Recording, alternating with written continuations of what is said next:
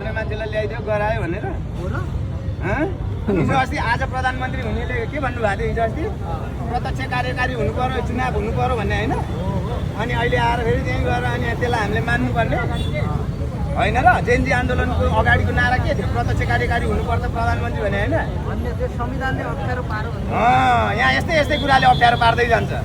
यस्तै यस्तै कुराहरू आउँदै गर्छ बिस्तारै बिस्तारै तपाईहरुको पार्टीको अध्यक्षलाई पनि यही भन्दा अगाडिका ओली प्रचण्ड देउवाले नै प्रमुख कार्यकारी विद्युत प्राधिकरणको बनाएका थियो होइन सर त्यो बेला चाहिँ जातिवादी भएनन् यी पार्टी अब अहिले चाहिँ कोही पनि छैन भनेर कि किन यस्तो धेरै आक्रोश भन्दा पनि होइन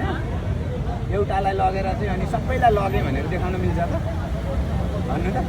होइन कुलमान घिसिङलाई अधिकांश 12% चाहिँ सरकारी कर्मचारीमा सबै पुलिसदेखि लिएर जताततै सबै होइन अनि यहाँ अधिकांश भएको चाहिँ एकजनालाई लगेर राख्दैमा अनि हामीले हो भनेर ताली ठोक्नुपर्ने ताली बजाउन सकिँदैन त्यसो भने आज के सरकारको काममा ताली छैन होइन त आर्य तामाङ भन्नुहोस् न तपाईँले ताली नै छैन सरकारको काममा आज अरू कसैको प्रश्न छ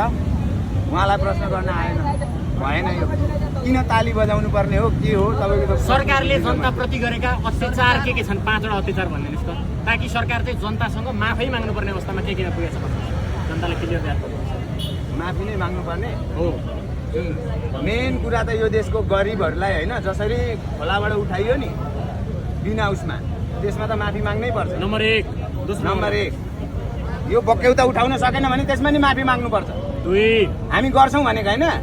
हामीले भ्रष्टाचारीहरूलाई कारबाही गर्न सकेनौँ भनेर त्यसमा पनि माफी माग्नुपर्छ 2 नम्बर होइन फ्री भिजामा विदेश पठाउन सकेका छैनन् होइन हरको यहाँ पैसा तिरेर जानुपर्ने अवस्था छ यसमा पनि माफी माग्नुपर्छ फ्री भनेर नाटक मात्र गर्न पाइन्छ 4थो नम्बर भनिदिनुहोस् त चौथो त भइसक्यो 5औँमा भनिदिनुहोस् त हो 5औँमा होइन किन माफी माग्नुपर्छ भने यत्रो जेएनजी आन्दोलन जुन संरचना नेपालको जति पनि ध्वस्त भयो जति पनि नेपालको क्षति भयो नि यो कुरामा उहाँहरूले माफी माग्नुपर्छ यदि उहाँहरूले केही गर्न सक्नु भएन भने अब उहाँहरूले यो कुरामा नि माफी माग्नुपर्छ होइन अहिलेको सरकारले गरेको भन्ने कुरो हो र भने यो जलाउने र भत्काउने कुरो हो त्यो सबै पुरानै दलका नेताका कार्यकर्ताले गरे भन्ने कुरा पनि त